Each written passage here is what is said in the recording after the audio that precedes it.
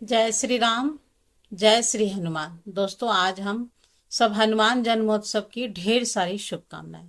शास्त्र कहता है कि चैत मास की पूर्णिमा तिथि को हनुमान जी का जन्म हुआ था। तो चैत मास की पूर्णिमा तिथि पर हनुमान जी के जन्म दिवस के रूप में हम सभी मनाते हैं। और लगभग संपूर्ण भारत में ही हनुमान जी का जन्मोत्सव बड़े धूमधाम से हर्षोल्लास के साथ मनाया जाता है। और इस साल यानी कि साल 2026 में 2 अप्रैल को हनुमान जी का जन्मोत्सव मनाया जाएगा। हनुमान जयंती के दिन हनुमान जी का पूजन किया जाता है। तो आज की इस वीडियो में मैं आप सभी से के साथ बजरंगबली हनुमान जी की सबसे सरल पूजा विधि हम घर पर कैसे कर सकते हैं, यह आज की वीडियो में शेयर करूंगी। तो देखिए, जहां पर भी हम पूजा करेंगे सबसे पहले तो हम उस जगह को अच्छे से साफ और स्वच्छ कर लेंगे। पहले साफ कर लेंगे, उसके बाद गंगा जल वगैरह छीट करके वहां पर स्वच्छ कर लेंगे। और उसके बाद में एक चौकी के ऊपर लाल रंग का कपड़ा बिछा देंगे, लाल रंग का आसन बिछा लेंगे। उसके बाद में थोड़े से फूल या अक्षत का आसन देकर भगवान बजरंगबली हनुमान जी का जो है फोटो, मूर्ति आपके पास जो भी है वो आप वहां पर स्थापित कर देंगे। आपके पास यदि फोटो या मूर्ति कुछ भी नहीं, ऐसे जनरली सबके पास रहते ही है, यदि नहीं है तो आप हनुमान चालीसा या फिर सुंदरकांड, रामायण, ये भी, इनकी भी पुस्तक आप रख करके आप वहां पर भी हनुमान जी का पूजा कर सकते हैं। ठीक है। इसके साथ ही देखिए, भगवान श्री रामचंद्र जी का भी मूर्ति रखना है। यदि आपके पास मूर्ति नहीं है तो वो आप जो है हनुमान जी के सीने में भी आप तिलक लगाकर हनुमान जी का श्री राम जी का पूजा कर सकते हैं, क्योंकि हनुमान जी के सीने में भगवान श्री रामचंद्र जी का वास होता है। तो आप वहां पर भी इसका पूजा कर सकते हैं। साथ में इस दिन हनुमान चालीसा का भी पूजन आपको जरूर कर लेना चाहिए। हनुमान चालीसा है या फिर सुंदरकांड है, रामायण है, वो सब भी बगल में ये सब ग्रंथ रख करके उनकी भी पूजा आप साथ साथ में कर लेना है। यदि आप फोटो की जगह पर उन्हें विराजमान किए हैं तो कोई बात नहीं है, नहीं है तो फिर भी आपको बगल में ये सब साथ में रख करके इन ग्रंथों की भी पूजा कर लेनी है। ठीक है। उसके बाद हम बात करेंगे प्रथम पूजनीय भगवान श्री गणेश जी की। उन्हें भी हम विराजमान करेंगे। यदि इनकी भी कोई फोटो या विग्रह नहीं है तो आप सुपारी में कलावा लपेटकर इन्हें गणेश जी के नाम से वहां पर पूजन किया जा सकता है। तो सबसे पहले हम सभी का शुद्धिकरण कर लेंगे। तो देखिए, जल से इस तरह से शुद्धिकरण छिड़क करके, फूल को जल में डुबा करके छिड़क दीजिए। इस तरह से आप शुद्धिकरण कर लीजिए। तो उन्हें स्नान करा सकते हैं यदि मूर्ति है तो, और नहीं तो आप फोटो को आप शुद्धिकरण कर लीजिए जल छिड़क करके। इसके बाद सबसे पहले हम दीपक प्रज्वलित करेंगे। ये और दीपक जो है वो शुद्ध घी का होना चाहिए। पूजा का साक्षी होगा ये दीपक। आप नहीं तो आप चमेली का तेल भी, बजरंगबली है उन्हें चमेली का तेल बहुत पसंद होता है, तो आप चमेली के तेल का दीपक भी जला सकते हैं हनुमान जी की पूजा में। इस तरह से आप जो उसके बाद हनुमान जी की पूजा में ऑरेंज कलर के जो सिंदूर होते हैं उनका उपयोग कीजिए, उनका तिलक लगाइए। ठीक है। सर्वप्रथम गणेश जी को लगाइए, फिर रामचंद्र भगवान जी को लगाइए, हनुमान जी को लगाइए। हनुमान चालीसा पर सब जगह पर आप जो है तिलक या सिंदूर जो आप ऑरेंज वाले हैं उसे समर्पित। और इससे चोला भी चढ़ाया जाता है। हनुमान जी की इस दिन सिंदूर में चमेली का तेल मिलाकर चोला चढ़ाया जाता है। तो ये काम जो होते हैं वो पुरुष करते हैं, महिलाएं नहीं कर सकती हैं, ये नियम है। बाकी शास्त्रों में ये कहा जाता है कि ये चोला जो है महिलाएं नहीं कर सकती हैं। लेकिन इस बात का विशेष रूप से आपको ध्यान रखना है। इसके साथ में सभी को हम वस्त्र के रूप में कलावा समर्पित करेंगे। यदि आपके पास वस्त्र उपलब्ध है, आपने वस्त्र का व्यवस्था रखा है तो वस्त्र समर्पित करेंगे, नहीं तो आप वस्त्र के रूप में कलावा समर्पित करेंगे सभी भगवान को। इसके साथ ही पुष्प समर्पित कीजिए सब भगवान को। और पीले फूल आप श्री राम जी को अर्पित करेंगे, पीले फूल।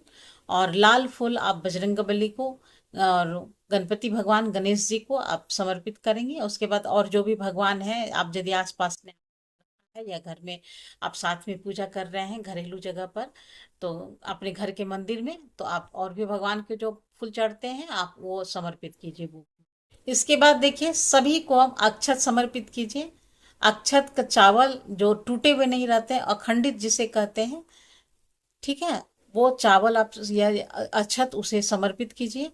और सभी को जनेऊ चढ़ाइए, गणेश जी को जनेऊ चढ़ाइए, हनुमान जी को जनेऊ चढ़ाइए, श्री राम जी को जनेऊ चढ़ाइए, सबको जनेऊ चढ़ाइए जो जनेऊ वाले देवता हैं। उसके बाद दक्षिणा यथासंभव जितना हो आप दक्षिणा समर्पित कीजिए। दक्षिणा पूजा में रही कमियों को पूर्ण करने के लिए होता है। साथ ही में हम धूप दीप दिखाएंगे, इसके बाद में भोग समर्पित करेंगे। तो देखिए, भोग में बजरंगबली के लिए आप चाहें तो गुड़ चने का भोग समर्पित कर सकते हैं, लड्डू का भोग लगा सकते हैं, या इस दिन आप चाहें तो चूरमे के लड्डू का भोग भी समर्पित कर सकते हैं। नारियल का भोग भी लगा सकते हैं। केले का भोग इस दिन आप समर्पित कीजिएगा, क्योंकि बजरंगबली हनुमान जी को केला अति प्रिय है। तो जब भी आप हनुमान जी का पूजन करें तो केले का भोग अवश्य ही अर्पित कीजिए।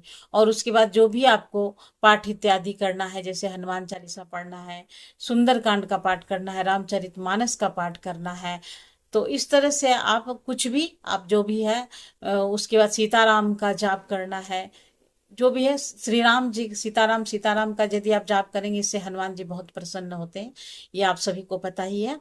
तो आप सीताराम का भी आप जाप कर सकते हैं, या फिर से हरे कृष्ण हरे राम ये जो होता है, तो वो भी आप करके हनुमान जी को प्रसन्न कर सकते हैं। यदि आप हनुमान चालीसा का पाठ तो जरूर कीजिएगा, और आप चाहे तो 5, 11, 21 बार भी हनुमान चालीसा का पाठ कर सकते हैं। ये आप पर डिपेंड करता है कि आपके पास कितना समय है, या आप कितना आप कर सकते हो, उस पर डिपेंड करता है। लेकिन कम से कम 3 बार आपको हनुमान चालीसा का पाठ जरूर करना चाहिए। ठीक है। और उसके बाद श्री रामचंद्र जी का जयकारा लगाइए। भगवान श्री रामचंद्र जी का जयकारा लगाने से हनुमान जी अति प्रसन्न हो जाते हैं। और इस तरह से हम पाठ कर लेंगे। उसके बाद अब हम बड़े ही श्रद्धा भाव से आरती करेंगे। तो देखिए, यहाँ पर हम गणेश जी की आरती करेंगे, प्रभु रामचंद्र जी की आरती करेंगे। इसके बाद में करने के बाद अपने दोनों हाथों को जोड़कर पूजा में रही कमियों के लिए बजरंगबली हनुमान जी से क्षमा याचना करेंगे, और मनोकामना पूर्ति के लिए भगवान श्री हनुमान जी से हम प्रार्थना करेंगे। तो दोस्तों, बजरंगबली हनुमान जी को कलयुग का एकमात्र देवता कहा गया है। हनुमान जी का पूजन करने से समस्त प्रकार की बाधाओं से मुक्ति मिल जाती है, साथ ही में सारी मनोकामनाएं पूर्ण हो जाती है, क्योंकि इस कलयुग में एकमात्र हनुमान जी ही हैं जो जागृत देवता हैं। तो पूजा में हम अपनी मनोकामना जरूर ही प्रार्थना करेंगे बजरंगबली से। और पूजा के बाद में जल का लोटा जो है, इससे हम सूर्य देवता को अर्घ दे देंगे। जो भी आपने भोग प्रसाद चढ़ा है, उसे आप प्रसाद के स्वरूप में सभी को बांट दें। और जब जान लेते हैं कि पूजा की चौकी हमें कब हटानी है, तो पूजा की चौकी जो है ये अगले दिन उठानी है, उसी दिन नहीं उठानी होती है। जब आप चौकी उठाएंगे तो दक्षिणा आपने चढ़ाई है, आप किसी भी मंदिर में या किसी लड़की को दान दे सकते हैं, या फिर किसी पंडित को आप दान दे सकते हैं, किसी जरूरतमंद को आप दान कर सकते हैं।